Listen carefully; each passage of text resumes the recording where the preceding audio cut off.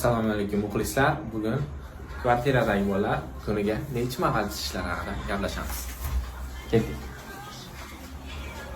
Hozir surpriz bo'lyapti, ularning hamma xabari yo'q. Sarvarjon, do'stimiz Sarvar. Siz kuniga necha mahal tichasiz mana? Kameraga yaqinroq. Nima Necha degani? mahal tichasiz? Ichmaymanmi? Yo'q, qanaqasiga bu hayot qoidasi axir. Kuniga emas, haftasiga bir tishlama yetadimi? Haftasiga bir.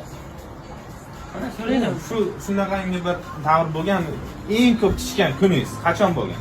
Ichim ketgan kun bo'lgan. Necha marta tichgansiz? Bilmayman, 15 marta kirganman. Mana bunaqangi rekord bo'lmagan. Undan keyingisi bo'lmagan-a? Mana do'stimiz. Maksimal rekord. Siz Muhriddin kuniga necha marta tichasiz? Ozroq uyalabdilar, chotdek bo'ladi. Yormang. Kuniga tam 1-2 marta tam. Xuddi sizga ham o'sha savol. Eng ko'p tichgan kuningiz shu kungacha bo'lgan.